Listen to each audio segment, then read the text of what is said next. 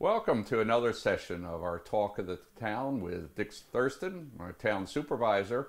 And last night was our regularly scheduled board meeting, and I wanted to report to you on topics that we had discussed and how things look going forward. I would like to remind everyone at the outset of this, and I'll remind you at the end, is that on Saturday, this coming Saturday, we will be, and I think that's the 29th of February, we will be having in Town Hall during the morning from 10 a.m. through noon, a workshop meeting where the town board will be sitting around a table discussing some future projects, and the residents of the town are more than welcome to attend. Also, it will be videotaped, and you'll be able to see it on the cable channels as you would normally see a town board meeting, since this is officially a town board meeting.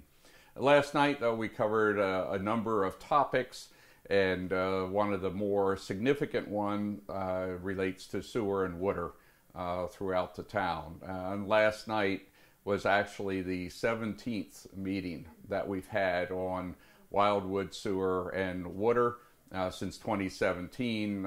During Lori Java's period, there were 3 meetings, and then since then we've had a number of other town board meetings, as well as I've held 6 workshops to make it fully transparent to our residents what's involved.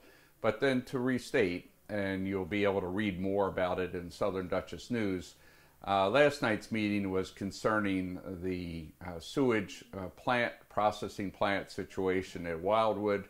As you will recall from previous discussions, we have 3 plants remaining that are in smaller districts that aren't tied into tri-municipal sewer facilities over in Poughkeepsie.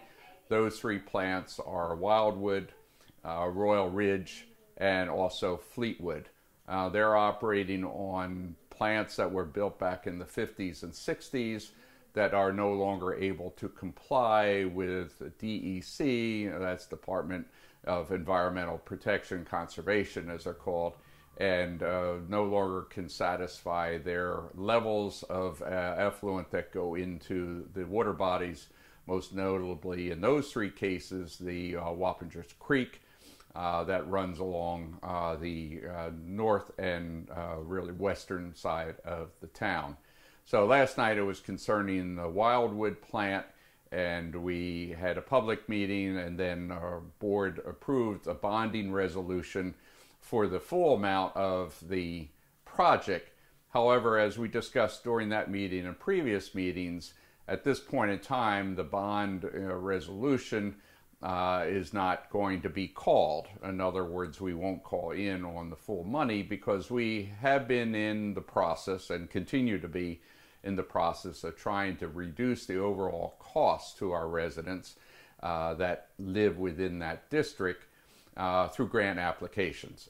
To date, we have received a 40% funding grant that's from the IMG, for funding of up to 40%, or approximately $2.48 million of the cost for the project. We've already been meeting with the funding organizations within the state on follow-on funding grants that will be submitted this year. We're looking at probably out 2 to 3 years before we actually see the project underway. The importance of this resolution last night was in order to, one, meet the basic grant funding requirements that required a bond resolution, and also to show the DEC that in fact we are undertaking serious efforts in order to address the notice of violation that we've received for the Wildwood plant. So stay tuned. I'll also be discussing more of the water and sewer situations in the ongoing series of articles that I have in the Southern Dutchess News. The next one will appear during the first week of March. Last night we also had discussions on a number of other important matters, our ongoing programs through the Recreation Department that focus on several items. One is some of our more important social programs themselves. And at last night's meeting, we discussed an upcoming program that will take place over at Schlotthaus Park concerning an anti-bullying event. As everyone knows, the bullying of our school-aged children has become a very serious issue within the United States. The date for that event is still up in the air, so stay tuned. We will be announcing that probably at the next board meeting. In addition, to celebrate and recognize our heritage within the town, we will be holding a 2-day powwow, Indian powwow, in the month of May, and that will be to really showplace the cultural heritage related to the Wappinger Indians in the town of Wappinger. Also, at the next board meeting, we will be recognizing Parkinson's Month. That will be April, as well as Math Day, it's known as Pi Day, which will be in mid-March. So the board will be having some resolutions, proclamations on those items. In addition, we discussed Community Day at some length, the challenge that has been existing since really 2009, when the Rotary broke away from sponsoring that with the town. The town has had continued challenges in obtaining carnival ride vendors. We had one last year, but unfortunately their calendar does not allow them to come at the same time again this year. So we are still looking at the rides and trying then to finalize the actual date for the event. Unfortunately, one that we had previously used for several times, we had to cancel the contract in 2018 because of a breach of contract in which that matter is now in litigation.